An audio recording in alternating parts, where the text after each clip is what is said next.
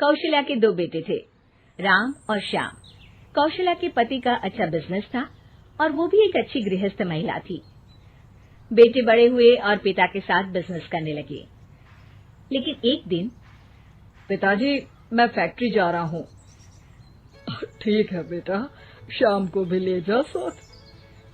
रहने दे पिताजी, नई नई शादी हुई है, थोड़ा घूम फिर ले, फिर तो काम ही करना है ना। और क्या, राम ठीक ही तो कह रहा है।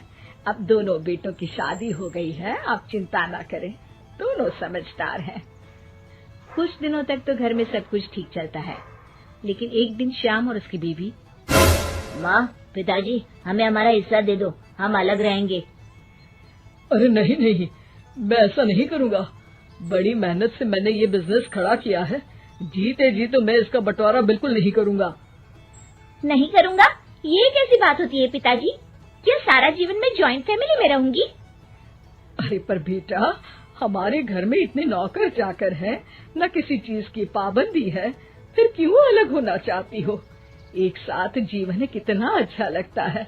हर कोई हर किसी के लिए हर किसी के साथ खड़ा होता है। अरे बाप प्लीज, ये सब बातें करके वक्त जाया न करो। पिताजी आप नहीं देंगे तो मैं कानून का दरवाजा खटखटाऊंगा। तभी वहाँ राम आ जाता है। पिताजी कोई बात नहीं, आप इसे इसका हिस्सा दे दीजिए। हमारे घर की बात बाहर जाए ये ठीक नहीं। और हाँ, मुझे पिताजी के कपड़े वाला कारोबार चाहिए जिसमें मुनाफा ज्यादा है। लेकिन एक वही तो कारोबार है जिससे हमारा घर अच्छे से चल रहा है, बाकी तो हम अभी एस्टैब्लिश कर रहे हैं बेटा। देखिए पिताजी, वो कुछ मैं नहीं जानता, घर चले या नहीं, मुझे बस चाहिए मतलब चाहिए। हाँ। सब श्याम को समझाने की कोशिश करते हैं, लेकिन वो मानता ही नहीं। ठीक है, अगर तुम्हारी यही मर्जी है तो यही सही, लेकिन मेरी भी एक शर्त है, ये लेकर तुम इस घर में दोबारा कदम नहीं रखोगे। हाँ हाँ, तो रहना भी कौन चाहता है? अरे कैसी बातें कर रहे हैं जी, मैं कैसे श्याम के बिना रहूंगी। ठीक है माँ, चलो हमारे साथ रहना। लेकिन बेटा, मैं परिवार के बिना भी नहीं रह सकती। अरे यार, मैं श्याम के बिना नहीं रह सकती, मैं परिवार के बिना नहीं रह सकती, तो हम क्या करें? तभी वहाँ राम की बीवी आ जाती है। देखो, तुम माँ को समझने की कोशिश करो, सारा जीवन उन्होंने परिवार के साथ निकाला है। यो घर टूटना किसी को अच्छा नहीं लगता, परिवार साथ रहने का नाम होता है। ओह, ये ज्ञान की गंगा किसी और दिन बहाना, टाइम लेकर आऊंगी मैं। फिलहाल तो हमें जाना है, चलो ना श्याम। दोनों घर से अलग हो जाते हैं। राम और उसके पिताजी एक नया कारोबार नए तरीके से शुरू करते हैं। राम, ये फूड बिजनेस इतने फायदे का सौदा होगा मैंने तो कभी सोचा ही नहीं था। पिताजी, ये आपकी कड़ी मेहनत और सही नीति के कारण संभव हुआ है।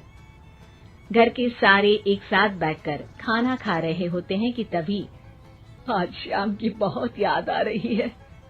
क्या तुम में से कोई मुझे उससे मिलवाने ले चलेगा? कोई जरूरत नहीं है।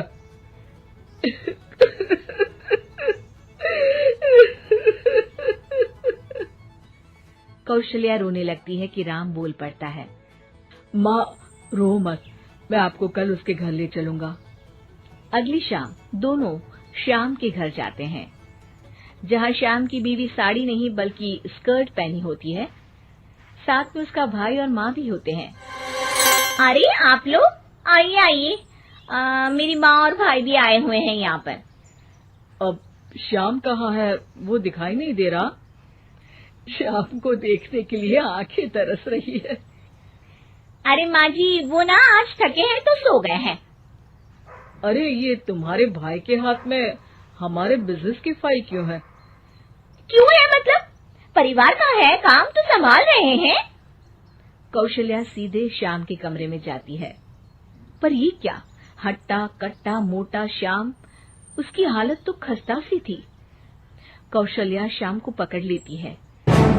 अरे बेटा, क्या हुआ? ये हालत क्या बना रखी है? श्याम सामने खड़े राम के गले लग जाता है। भैया मुझे माफ कर दो, मैं परिवार की किस्मत नहीं समझ पाया।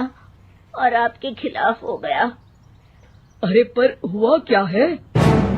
तब पीछे से श्याम की बीवी आ जाती है। होना क्या है और होगा क्या? कैसी बातें कर रहे हैं आप? चलिए ड्राइंग रूम में, मैं आप लोगों के लिए चाय नाश्ता बना देती हूँ, फिर फुटो यहाँ से। श्याम उन लोगों को बताने ही वाला होता है, लेकिन उसकी बीवी और भाई के आ जाने के कारण वो कुछ नहीं बता पाता। जब राम और कौशल्या वहां से जाने वाले होते हैं तो श्याम बोल पड़ता है, माँ भैया रुक जाओ ना थोड़ी देर। तभी उसकी बीवी आ जाती है। हाँ हाँ रुके तो थे, अब उन लोगों को अपने घर भी तो जाना है ना। क्यों माँ? दोनों वहां से चले जाते हैं, लेकिन रास्ते में माँ और राम दोनों के ही दिमाग में श्याम की बेचारे वाली तस्वीर घूम रही होती है। राम, क्या हाल है श्याम का? मजे कर रहा होगा जिसके लिए वो अलग हुआ है। नहीं नहीं पापा, श्याम की हालत काफी खराब है। ये बोलकर वो सारा किस्सा पिता के सामने रख देता है। ये डर मुझे था, इसलिए मैंने श्याम को अलग तो कर दिया था, लेकिन भविष्य के लिए एक डोर अपने ही हाथ में रखी थी। कैसी डोर पिताजी? वो तुम्हें कुछ ही दिनों में समझ आ जाएगी। एक दिन एक वकील उन लोगों के पास आता है। नमस्ते सर, आपको जो डर था वही हुआ। श्याम ने अपनी सारी प्रॉपर्टी को बीवी के नाम कर दिया है। तभी वहाँ श्याम रोते हुए आता है। पिताजी मुझे माफ कर दीजिए, मेरी बीवी ने धोखे से मेरे साइन करवा लिए हैं, अब मैं कहीं का नहीं रहा। सारी प्रॉपर्टी लेने के बाद उसने मुझे घर से बाहर निकाल दिया।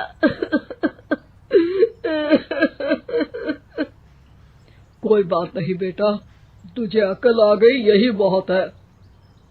लेकिन आपका मेहनत से बनाया कारोबार मेरे कारण चला गया। मैंने कोई कच्ची गोली नहीं खेली है बेटा। तभी वकील बोल पड़ता है। आपकी कोई भी प्रॉपर्टी आपके पिता और भाई के साइन के बिना आप किसी को नहीं दे सकते। इसी शर्त में आपको वो कारोबार दिया गया था।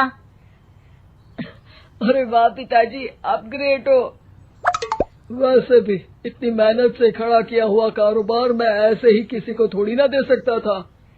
और बेटा, सुबह का भूला शाम को वापस आ जाए तो उसे भूला नहीं कहते, श्याम कहते हैं।